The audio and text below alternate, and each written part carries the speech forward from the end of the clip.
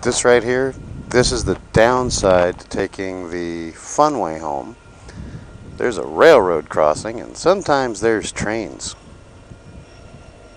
It's about 90 some degrees right now, so as soon as somebody got stopped behind me, I went ahead and turned the bike off so that I didn't get too warm. I figured, it's been a couple of weeks since I put out a new video and got some updates, and I also realized since I put these new handlebars on here, I haven't done many vlogs from this bike. I've taken a good amount of video from my bike. I just haven't decided to use any of it.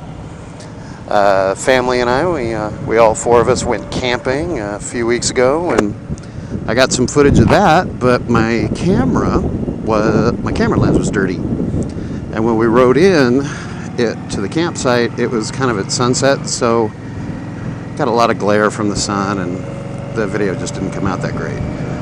Gone on a couple of group rides with Rachel and some of the other guys that we ride with, and wind noise was too much of a problem, so we left that one alone.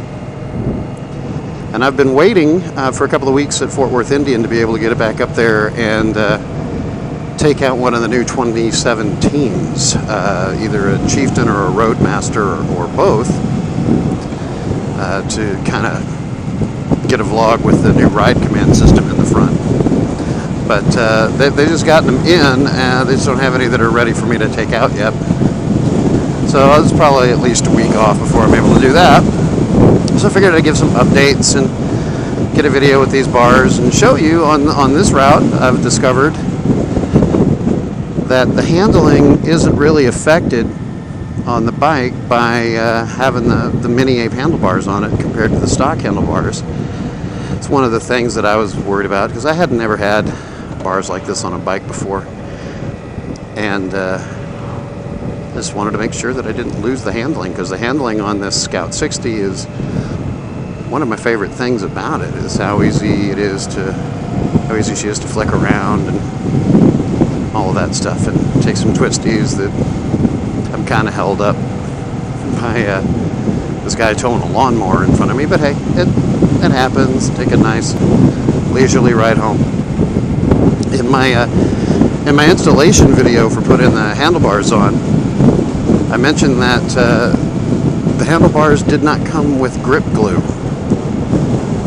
and that was actually on the instructions. Got a little special notification on the instructions that we are not unable to supply grip glue at this time.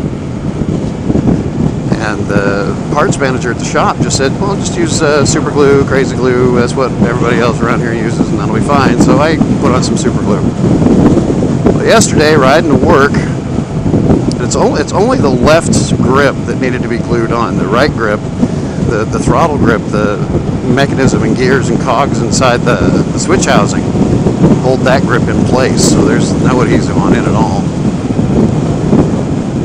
But the left grip is just glued on. And yesterday on my way to work, I stopped and noticed that my grip was about an inch further out than it's supposed to be. Then I noticed that it would twist like it was a throttle grip. And I had to take this route home with a grip that wasn't really stuck on it. And it was kind of scary that 10 cents worth of glue could cause me to have a problem. But we wasn't able to get up to a cycle gear and actually get some proper grip glue. That's on my list. So actually got Crazy Glue brand Crazy Glue and reapplied it that way, and it's holding. But it didn't even hold out. The first time I put it on, it didn't even hold out for 2 months.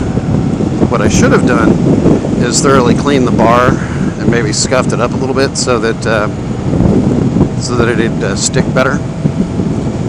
But yesterday I was just so frustrated, I just threw some more glue on it and stuck it on.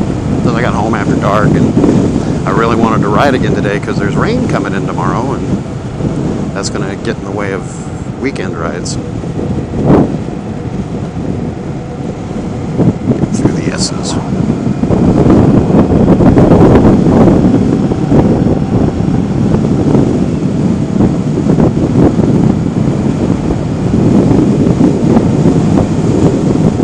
But now on my list of things to get is some proper grip glue, and I'm going to assume when the grip breaks loose again, I'll fix it the right way. But yesterday I was so frustrated with it, with the grip coming off. I was like, well, I'm going to look for some aftermarket grips that are built special for this bike, and get me a set of grips that the left grip has got set screws to hold it in place. Haven't been able to find them.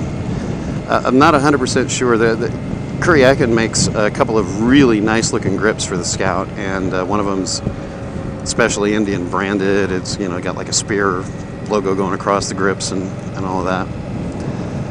And I couldn't tell on the Revzilla site whether or not that left grip had a set screw on it. But they have the installation instructions as a PDF, so I downloaded that, read it, and it was like, glue it on. It's like, well, I don't want to spend $81 to glue it on. I want one I don't have to glue on. So that search will continue.